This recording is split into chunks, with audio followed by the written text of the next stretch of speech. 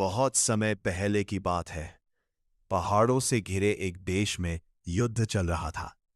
दुश्मन ने चारों तरफ से घेर लिया था और सैनिकों के पास बाहर की दुनिया से संपर्क करने का कोई तरीका नहीं बचा था। उसी सेना के कैंप में एक छोटा सा कबूतर रहता था जिसका नाम था वीरू। वीरू कोई साधारण कबूतर नहीं था। वह तेज, समझदार और बहुत बहादुर था। एक दिन सेना के कमांडर ने कहा, हमें तुरंत मुख्यालय को संदेश भेजना होगा, नहीं तो हम हार जाएंगे। लेकिन रास्ते सब बंद थे।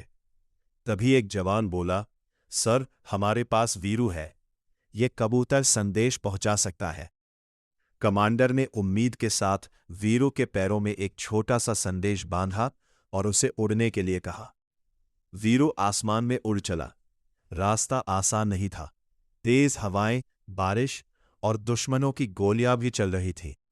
एक गोली वीरू के पंख को छूकर निकल गई, लेकिन वह रुका नहीं। वह सोच रहा था, अगर मैं रुक गया तो मेरे देश के सैनिक हार जाएंगे।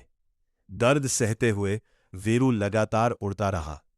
आखिरकार वह मुख्यालय तक पहुंच गया और संदेश पहुंचा दिया। संदेश मिलते ही तुरंत मदद भेजी गई। कुछ ही घंटों में सेना को सहायता मिल गई और उन्हें सारा दाफ्त गया और उन्होंने बहादुरी से लड़कर युद्ध जीत लिया। जब सैनिकों को पता चला कि यह सब एक छोटे से कबूतर की वजह से हुआ है, तो सबने वीरू को सलाम किया।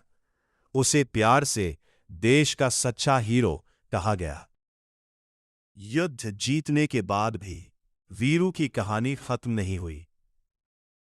जब वीरू वापस कैंप में लौटा तो वो बुरी तरह घायल था।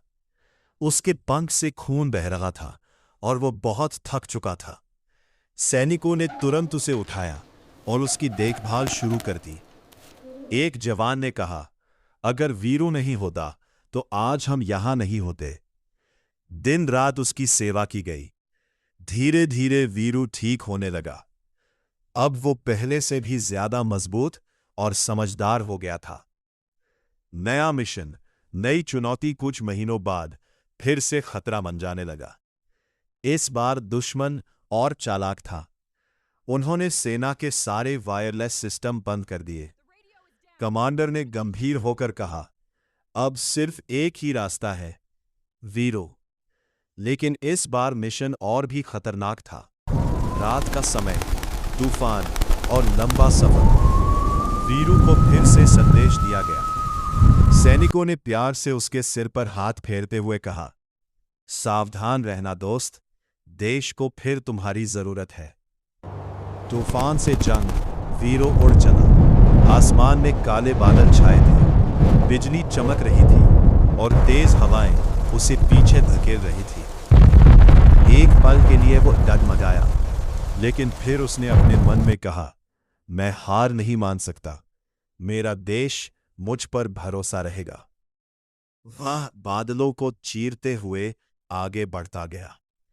बारिश की हर बूंद जैसे उसे रोकने की कोशिश कर रही थी, लेकिन वीरू नहीं रुका।